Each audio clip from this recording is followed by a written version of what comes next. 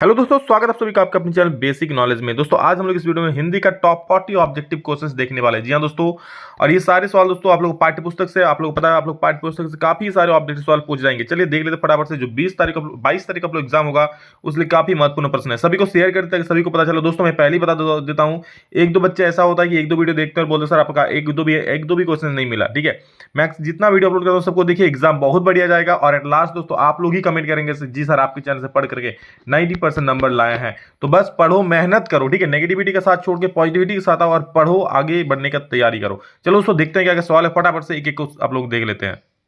तो दोस्तों सबसे पहला सवाल है, हालदार साहब क्यों कस्बे से गुजरते थे। दोस्तों हालदार साहब, ये दोस्तों पार्ट है ये नेताजी का चश्मा का पार्ट से क्वेश्चन लिया गया है। इसमें वो किससे गुजरते थे, तो कंपनी के काम के सिलसिले में वो कस्बे से गुजरते थे। कौन सा कस्बा, जहां पर वो कैप्टन यानी कि जो चश्मे वाला रहता था, चश्मे बदलता था।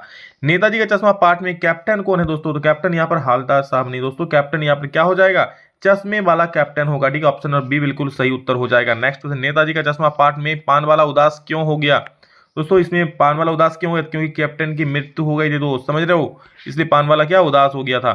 यह दंतुरित मुस्कान कविता के कवि का क्या नाम है दोस्तों, तो उनके कवि का नाम दोस्तों नागार्जुन है। ठीक है, नागार्जुन कवि का नाम है। नेक्स्ट क्वेश्चन 5 नंबर देखिए, घेर घेर घेर धरार वो यह पंक्ति किस कविता से ली गई है, तो ये दोस्तों उत्साह कविता से ली गई है। ऑप्शन नंबर सी बिल्कुल सटीक जवाब हो जाएगा। अगला सवाल देखिए, अट नहीं रही कविता में किसकी आभा हट नहीं रही है। अट नहीं रही दोस्तों कविता है, उसमें कौन सी आभा हट नहीं रही है, तो फागुन महीने की दोस्तों हवा हट नहीं रही। जिस प्रकार फागुन महीने हरियाली होती है, चारों तरफ एकदम हरा भरा रहता है, वो हट नहीं रही है, कवि के आंखों से हट नहीं रही है वो चीज। यह दंतुरित मुस्कान में कवि किसको एकटक निहार रहा है, कवि को एकटक एकटक कौन निहार रहा है, तो कवि को दोस्तों नन्हा सा बच्चा यानी जो छोटा शिशु है वो निहार रहा है। लेखक बाल गोविंद भगत की किस विशेषता पर अत्यधिक मुग्ध था दोस्तों, उसकी जो यहाँ पर देख लीजिए आगे, मधुर गान। ठीक है, मधुर गान की जो उसका था, बहुत ही आवाज मतलब अच्छा सुर था उसको, तो मधुर गान की आवाज पर वो मुग्ध रहता है। नेक्स्ट क्वेश्चन देखिए, बाल गोविंद भगत पाठ के आधार पर बताएं रोपनी किसे कहते हैं, तो रोपनी मतलब जानते ही वो धान की रोपाई होता है जो वही है। ठीक है, तो धान की रोपनी को यहाँ पर रोपनी कहते हैं। अगला सवाल है, बाल गोविंद भगत के संगीत के लेखक ने क्या कहा है, तो संगीत को लेखक ने जादू कहा है। जादू, जी हाँ, कि बिल्कुल जादू जैसा गाते हैं बाल गोविंद भगत।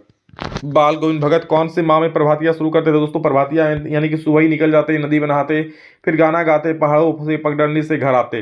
तो प्रभातियां कौन से महीने शुरू करते, वो कार्तिक महीना से शुरू करते। ऑप्शन नंबर डी सही हो जाएगा। नेक्स्ट, बादल किस दिशा से आ रहा है, बादल का कोई दिशा होता है क्या, बिल्कुल ही पता नहीं चलता कौन सा दिशा आएगा, तो इसका अज्ञात दिशा हो जाएगा। Option number D. Next question है, कहीं सांस लेते हो घर घर भर देते हो, इस पंक्ति का अर्थ क्या है, तो इसका अर्थ है दोस्तों फागुन की हरियाली महसूस करना। घर घर भर देते हो मतलब क्या, बहुत ही हरियाली हो जाना। ठीक, मतलब घर घर भर देते हो। अगला सवाल है, सूर्यकांत त्रिपाठी निराला का जन्म कब हुआ था, तो ये दोस्तों हुआ 1899 में यानी 1899 में। नेक्स्ट क्वेश्चन, मर्यादा न लही के माध्यम से सूरदास की गोपियां कौन सी मर्यादा न रहने की बात कर रही है, तो दोस्तों सूरदास की जो गोपियां वो प्रेम की, ठीक है, प्रेम की मर्यादा न रहने की बात कर रहे हैं। क्योंकि दोस्तों जब यहाँ पर श्री कृष्ण उद्धव को भेजते हैं गोपियों के पास कि उनको योग का संदेश लेकर, तो फिर गोपियां कहती हैं कि मेरे प्रेम का मर्यादा न लही, कृष्ण ने उसे देखने तक नहीं आया बल्कि उद्धव को भेज दिया। अगला सवाल है, बाल गोविंद भगत ने बेटे के क्रियाक्रम में किससे आग दिलवाई, दोस्तों उसकी पतोहू से यानी बेटे के बहू से आग दिलवाई। बाल गोविंद भगत पाठ के आधार बताए कि श्रम बिंदु का क्या अर्थ है, दोस्तों श्रम बिंदु मतलब होता है पसीना। ऑप्शन नंबर ए बिल्कुल सही उत्तर हो जाएगा।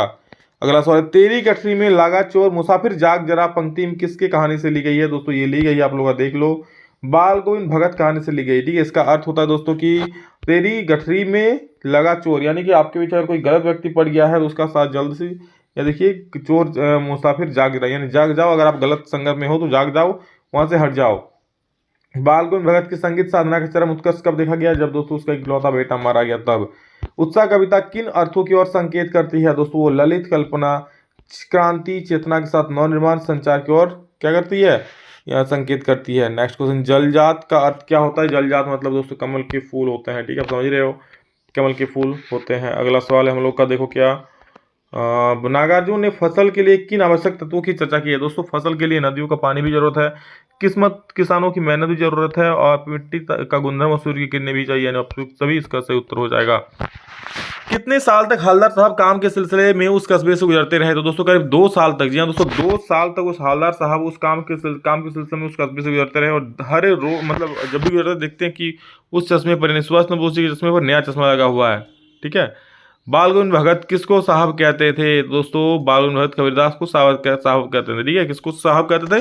तो कबीरदास को। जो भी वो खेती में उगाते अपना, वो कबीरदास मठ में ले जाते, जो उनको प्रसादी स्वरूप मिलता उनको वो लेकर आते, घर आते हैं और उसी को खाते हैं, अपना पेट पालते हैं। पतोहू के भाई को भगत जी ने क्या आदेश दिया? तो उसने कहा कि पतोहू की दूसरी शादी करवा दीजिए, यानी पतोहू की दूसरी शादी कराने का आदेश। बाल गोविंद भगत के गांव के लोगों का मुख्य धंधा क्या था? तो खेती बाड़ी यानी कृषि था। बाल गोविंद भगत के कितने बच्चे थे? तो इकलौता बेटा था, ठीक है। वो वज्र छिपा नूतन कवि फिर दो। यह पंक्ति किस कविता से ली गई है? दोस्तों यह कविता जो ली गई है आप लोग उत्साह से ली गई है, ठीक है। उत्साह से देख रहे हो, वज्र छिपा नूतन, तो उत्साह कविता से ली गई है। उत्साह कविता में निदाद शब्द का अर्थ क्या है? दोस्तों निदाद मतलब होता है अत्यधिक गर्मी, ठीक है। जैसे पेड़ में, जंगल में आग लग जाना, अत्यधिक गर्मी इसका अर्थ हो जाएगा। गोपियों ने किसे भाग्यवान कहकर संबोधित किया है? तो गोपियों ने दोस्तों यहाँ पर देख सकते हो उद्धव को। उद्धव जो है योग का संदेश लेकर आए श्री कृष्ण के पास, मतलब एक तरह से उद्धव श्री कृष्ण का मित्र ही रहते हैं, लेकिन खुद ना आकर मित्र को भेज देते हैं, तो इससे गोपिया को काफी बुरा लगता है और गोपिया भला बुरा कहती है किसको? उद्धव को, ठीक है। तो भाग्यवान को कहकर उसका उपहास उड़ा रहे हैं, किसका? उद्धव का। गोपियों की दशा किस पक्षी के समान हो गई? तो हारिल के पक्षी के समान हो गई दोस्तों। जैसे हारिल का पक्षी होता है ना, अपने पंजे में लकड़ी लेकर ही चलता है जब भी उड़ता है, तो वो हारिल के पक्षी के समान हो गया है। अगला सवाल है, देखिए क्या है। नेताजी का चश्मा पाठ में पानवाला किस तरह का व्यक्ति था? तो दोस्तों मोटा खुशमिजाज व्यक्ति था, तुनक मिजाज नहीं था, मोटा खुशमिजाज था, यानी कि डी नंबर बिल्कुल सही हो जाएगा। नेताजी का चश्मा पाठ में नेताजी की प्रतिमा किस चीज की बनी हुई थी? दोस्तों ये बनी हुई थी संगमरमर के पत्थर की बनी हुई थी। नेताजी की मूर्ति का चश्मा कौन बदलता था? तो कैप्टन, जो कि पान वाला था वही बदलता था। ऑप्शन नंबर सी हो जाएगा। सॉरी, पान वाला बोले, कैप्टन यानी जो चश्मे वाला था वो बदलता था। नेक्स्ट क्वेश्चन हमारा क्या है? नेताजी का चश्मा पाठ के लेखक कौन है? दोस्तों इसके पाठ के लेखक है आप लोगों का स्वयं प्रकाश, ठीक है। इसका ट्रिक भी है, मैं आप लोग बता दूंगा, याद हो जाएगा। एक इसका 20 सही उत्तर हो जाएगा, स्वयं प्रकाश। अगला सवाल है, किस महीने में चारों तरफ हरियाली छा जाती है? अट नहीं रही कविता का आधार बताइए। कौन सा महीना में चारों तरफ हरियाली छा जाती है? अभी बोला फागुन के महीने में चारों तरफ हरियाली छाई रहती है ना। उत्साह और अट नहीं रही के दोनों कविताओं के कवि कौन है? दोस्तों उत्साह के तो आप लोग का हो गया सूर्यकांत त्रिपाठी निराला, और अट नहीं रही उसके भी सूर्यकांत त्रिपाठी निराला, यानी 37 का जो बी है बिल्कुल सही उत्तर हो जाएगा। किसकी मुस्कान इतनी मोहक है कि मुर्दे में भी जान डाल सकती है? तो नन्हे शिशु की मुस्कान इतनी अच्छी है कि बच्चे में भी जान डाल सकती है। और अगला सवाल है कि फसल कविता के अनुरूप बताएं कि किसकी फसल किनका बदला हुआ रूप है? तो फसल दोस्तों आप लोगों का किसका बदला हुआ रूप है? ये सूरज की किरणों का बदला हुआ रूप है, ठीक है। नेक्स्ट क्वेश्चन 40 नंबर, गोपियों ने उद्धव के व्यवहार की तुलना किससे की है? तो गोपियों ने उद्धव के व्यवहार की तुलना किससे की है? गुड़ खाई हुई चींटियों से की है, या फिर आप लोग कमल के पत्ते और तेल के गगरे से? तो बिल्कुल कमल के पत्ते और तेल के गगरे से किया है, क्योंकि जिस प्रकार कमल के पत्ते जल में रहकर भी जल से नहीं भीगते, उसी प्रकार आप क्या बोल रहे? उद्धव को बोल रहे कि आप श्री कृष्ण के समय रहकर भी प्रेम नहीं सीखे, तो इस बात से उसका उल्लास उड़ाता है। तो फूल यहाँ और क्या है? दीपक और बातों से की है, फूल और भौरे से की है। गोपियों ने उद्धव के व्यवहार की तुलना किससे की है? तो खोजे कमल के पत्ते और तेल के मटके से, यानी 40 का सी बिल्कुल सही उत्तर हो जाएगा, ठीक है। वीडियो देखिए अभी, और आप लोग ग्रांड पोर्शन का वीडियो आएगा, लेटर का आएगा, विज्ञापन का, सभी का आएगा। बस चैनल बने रहो, सब्सक्राइब कर लो ताकि हर एक वीडियो देख पाओ। चलो, love you all, thank you all of you, कितना ही फ्रेंड्स, जल्द मिलेंगे, तब तक जय हिंद, वंदे मातरम।